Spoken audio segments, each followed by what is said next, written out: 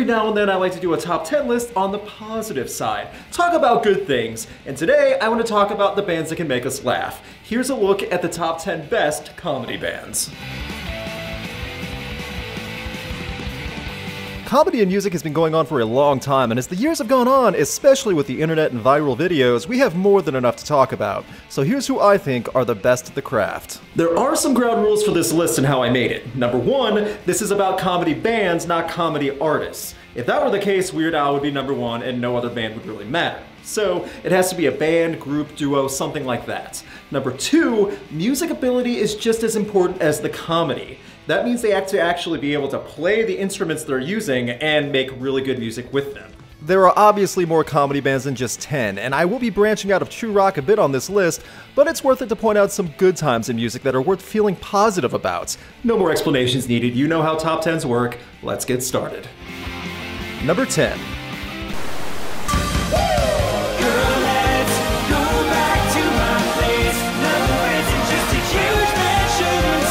Danny Sexbang and Ninja Brian have come a long way from their days of trying to get attention on homemade music videos to becoming members of the Game Grumps family and then to going on headlining tours, selling out venues, and even playing with names like Steel Panther. Filled with in-jokes and preposterous behavior. Whether it's showering while eating or lyrics about slaying a dragon for a woman, Ninja Sex Party has covered just about every ridiculous song subject in the name of love, partying, and being role models to adolescents everywhere. Danny Sexbang and Ninja Brian might be grown adults, but their music is made for 13-year-olds. But I still laugh at it, so I guess I'm no better than a teenager myself.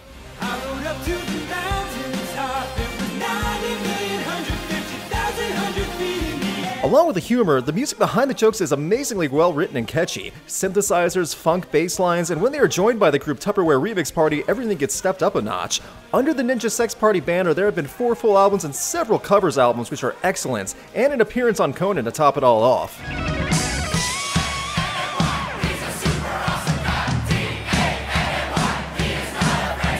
While a lot of the humor is immature or kind of in the meta-universe of Game Grumps, meaning you have to kind of follow Game Grumps to get it, the music is still solid, and there are many songs that have nothing to do with Game Grumps that a lot of people can enjoy. I promise I'm not just saying that so Ninja Brian doesn't come and kill me. Number 9. When I come around, be gone when I want to. Coming from Australia is Axis of Awesome, and it's a group that many of you have probably seen in a viral video on social media but never knew who exactly they were.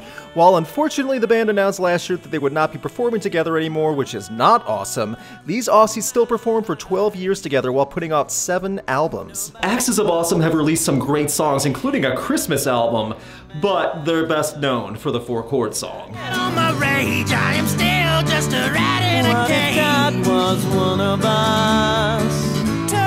Why'd you have to go make things so complicated? The 4-chord song went viral, and it's a song that's been updated with newer 4-chord songs throughout the years as they kept updating it, but they've done so much more than that one song that the West does not realize, all while executing tight music on a songwriting and performance level. The albums and fun stuff they created really is worth seeking out. Even just specific songs that have been highlighted over the past few years, like In the Club Tonight and the parody of Game of Thrones called Rage of Thrones, are worth hearing what you get what Axis of Awesome is all about. His name is Joffrey! Jeffrey! Get a fucking library card! It's part nerd culture, part parody, part observational humor, and it all works. Please look up more work by the Axis of Awesome besides the 4-chord song. It's worth it. Also look up the 4-chord song if you've never heard it before. It's fantastic. I know he can't read my poker face. Come on, Bobby, let's go party. Number 8.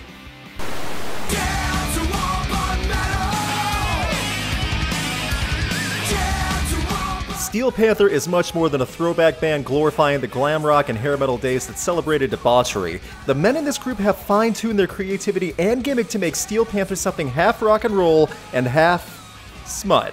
There's no nice way to say it. Steel Panther is glorified porn rock. I'm going to the glory hole, gonna spend my weekly pay. Glam Glam metal is a lifestyle, and these guys are proof that the subgenre wasn't confined to the 1980s. While the band started in the early 2000s, the name Steel Panther came in 2008, and several albums have been presented since. Each one as gloriously glamorous and metal as they are absolutely filthy. Not all of their music is sexual innuendo, though. Michael Starr, Satchel, Lexi Fox, and Styx are extremely talented and know how to lay down a killer shredding track while singing about everything that can make you blush. Steel Panther have earned the respect of many people in the rock and metal world, including Corey Taylor, M. Shadows, and Def Leppard. Some familiar faces also appear in the band's hilarious music videos, which I don't understand how they're allowed on YouTube. Some of the music videos these guys have made are great, but they really are just naked women and drugs.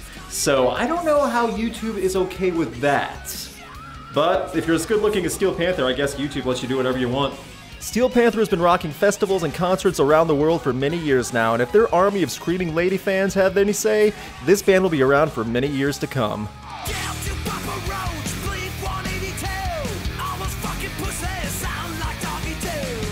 Number 7. Weed card, it's what I need.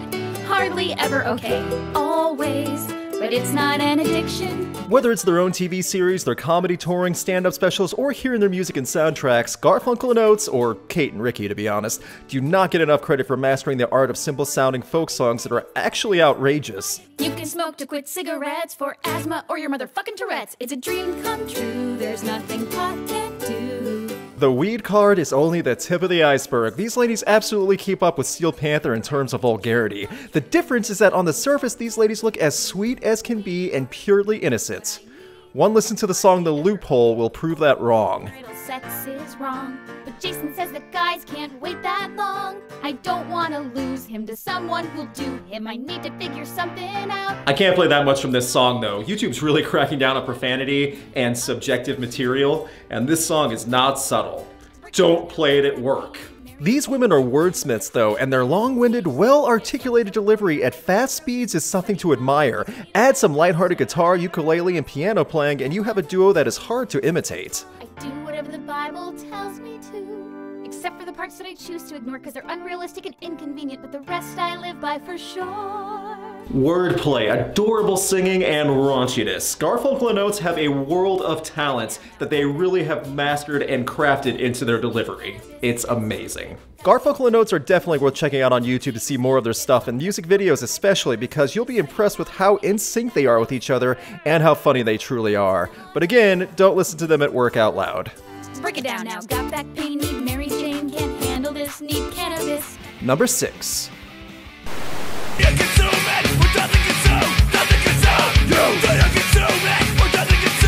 Psychostick has never been given enough credit for just how technically sound they are in metal, along with writing catchy, funny songs and having a great live show. They check all the boxes and are creating amazing anthems. Whether it's sandwiches, beer, or breasts, Psychostick has you covered. Seriously, I don't even drink, and I want to go down to a bar just so I can sing the beer song with people. Beer is good, beer is good, beer is good. Let's go drink some beer! Coming from Arizona, Psychostick has been making people laugh to their hijinks since the early 2000s, and after several albums and many tours, it's safe to say you are guaranteed a good time when Psychostick is involved. Great riffs and writing, ridiculous songs about anything, and even making it seasonal during the holidays with parody songs like Noel in the style of System of a Down. Jesus, greetings, obligations, manufactured lies from the greeting card. I put Psychostick so high because they really are that talented at playing while being funny and clever, whether it's through parodies or their own creations. Also, just look at these guys. How can you not love these goofballs? Not every song has to be super serious and something you might see on a newsreel. It's okay to sing about sandwiches every now and then. This is a band who help captures the fun it can be just to play music and laugh about everything, especially when you can play loud enough to scare the neighbors. Beer, beer, beer, beer. Number 5. Fucker, don't you ever forget I'm on a boat and it's going fast and I gotta While less of a band and more of a group, I can't deny the success and charisma of The Lonely Island. Andy, Akiva, and Jorma take simplistic ideas and turn them into a bombastic presentation to sing along with. Whether it's from SNL bits, Sandberg's own comedy career, or seeing the band live while hearing the music, The Lonely Island has been proven they are in a league of their own when it comes to going overboard. While SNL has really helped The Lonely Island take off, it's these three men that have shined throughout the years and made some incredible earworms and extremely catchy music. I got my swim trucks and my flippin' floppies. I'm flipping burgers, you at Kinko straight flipping cabbage. It goes so much farther than SNL with amazing live shows and great albums. The music behind the three men is vibrant and it fits the style of each song's subject perfectly. Several albums and writing their own movies like Hot Rod and Popstar prove they are much more than 2-minute sketch songs. Fuck Bin Laden. She wanted to fuck me harder than the US government. Fuck Bin Laden. If you're into mockumentaries, then you really need to watch Popstar. It's stupid, but The Lonely Island really isn't meant to be listened to while studying for the bar exam. The Lonely Island is going on another tour in 2019, and I highly recommend you see them if you get the chance. These guys who really never grew up became successful because they know how to laugh at themselves and get everyone laughing together by being as over the top as possible. Anything is possible. Number 4. Here we go. Yeah, that's cool. I met a new girl too. Have you? Yeah. Speaking of groups that became enormous with the help of TV exposure, Flight of the Conchords became household names with the success of their HBO series, and with that, everyone was made aware of Brett McKenzie and Jermaine Clement, with their wit and fantastic timing off of each other. Their dry and soft delivery is what really helps prove their talent, but it's their ability to play off each other and their timing that really makes them shine. We are robots. The world is very different ever since the robotic uprising of the mid-90s. Watching seasons of their show was what introduced me to them, and I've been a fan since. As of 2019, they are still going strong and performing together live. While some duos, groups, and bands all work together, it feels like Flight of the Conchords are in complete unison. That's along with several instrument skills and a clear delivery making it so hypnotizing. Along with that, they play with your expectations too. It's not uncommon to go to the first minute of a song from them without one laugh, just to build up to the most ridiculous payoff. It's always worth it in the end though. Tough on us both since your mama died. You know very well that mama didn't die. She just hooked up with another guy. Flight of the Conchords is a bit of an acquired taste, but it's worth giving a chance. They've been catching people off guard with their comedy for years now. Outside of the Lord of the Rings movies, they're my favorite thing from New Zealand. Whether it's their earlier work, their stand-up specials, their HBO show, or their more recent performances, these New Zealanders know how to put a peaceful, straight face on a ludicrous concept and make it work every single time. When I fall in love, we'll live it forever. Or will she leave me one day like Mom did for Trevor? Well, you just never know how love will end, but never ever introduce her to your handsomest friend. Just a boy and his son. Just a daddy. Number 3. Came to our heads, just so happened to be the best song in the world. Most of you watching this video were probably wondering when Tenacious D would pop up. They easily make the top 3 of this list. Jack Black and Kyle Gass are not only the hilarious, inappropriate stoner comedy duo, but they are absolutely masterful with their guitars. Those qualities together are a huge recipe for success. Be you angels, and we said nay. We are but men. Rock. The TV show, albums, The Pick of Destiny, almost everything that Tenacious D has done has gotten a hard laugh out of me.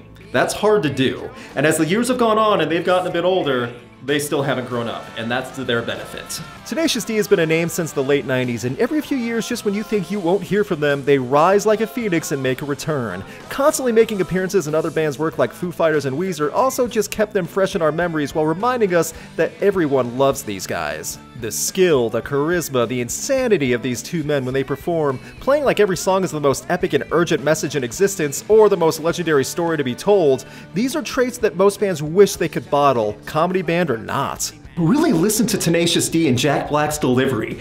Every word he sings or screams feels like it's so urgent and demands your attention.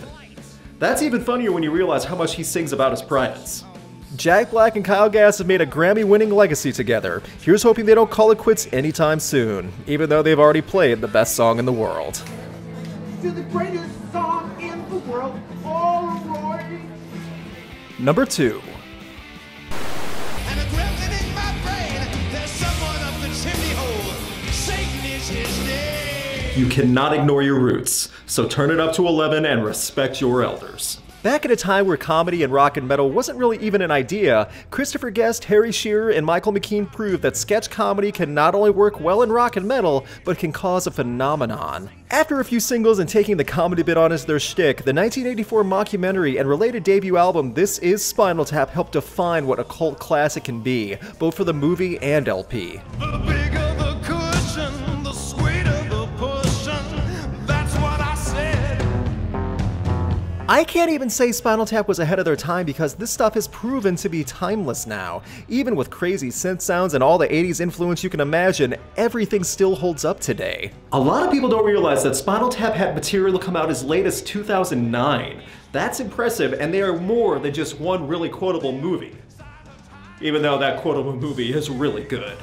Is enough to prompt the question, what day did the Lord create Spinal Tap, and couldn't he have rested on that day too?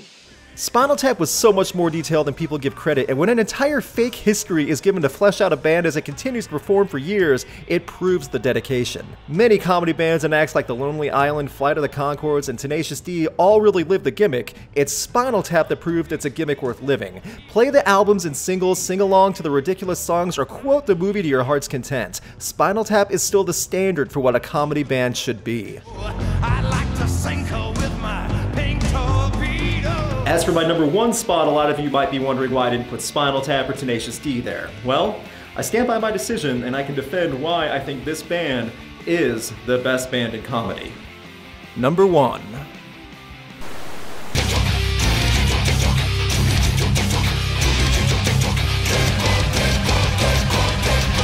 In the late 2000s, when metal was not doing well, came Brendan Small and a TV show for Adult Swim called Metalocalypse. It was overly violent, always featured death metal, and every episode was hysterical. It was eventual that Dethklok, the animated fictional band, would become a hit, and then start touring as Brendan and a backing band played the songs live. If you didn't get a chance to see Dethklok live back in the day, you missed out. There are many people out there who think Metalocalypse was just a 15-minute TV show, and I get why, but when you hear the full albums and pair that with the show, you realize just how much went into Dethklok. It's much more than whining from Murderface and Nathan Explosion explaining what metal is and what metal isn't. The music is part crushing or melodic metal and either a completely insane story or something simple made brutal, for the sake of being brutal. They took a concept like the Happy Birthday song and made it into a brutal metal track that's one of the most memorable celebration songs ever. Many years ago today, something grew inside of your mother. That thing was you. After 3 Death albums, a handful of singles, several seasons on TV, it still feels like we didn't get enough of the most metal band ever. After the show's cancellation and the nail in the coffin with it never coming back, some people still wish Small & Company would find a way to resurrect Pickles, Toki, and all the rest for one final run. But alas, it's most likely never going to happen. Thanks, Cartoon Network.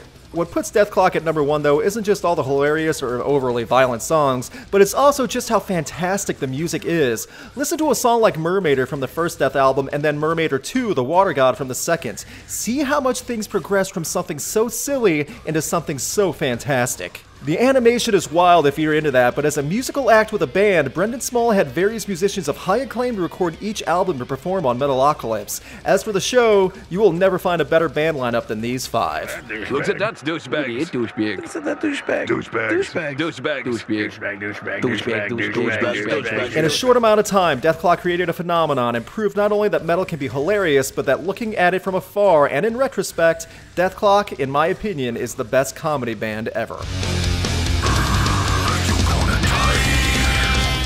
And that was a look at the top 10 best comedy bands. Did I miss anyone? Leave a comment and let people know. Huge thanks to my patrons and a special thanks to Brandon Barenfeld for keeping Rocked going in the midst of the ever-changing YouTube algorithm nonsense. If you want to help support Rocked and get perks like voting on upcoming albums to review, then consider supporting the channel on Patreon. More info in the YouTube card and description below. Please subscribe so you can get notified on upcoming album reviews and other videos. You can check out my concert photography on Instagram, and you can keep up to date with Rocked on Facebook and Twitter.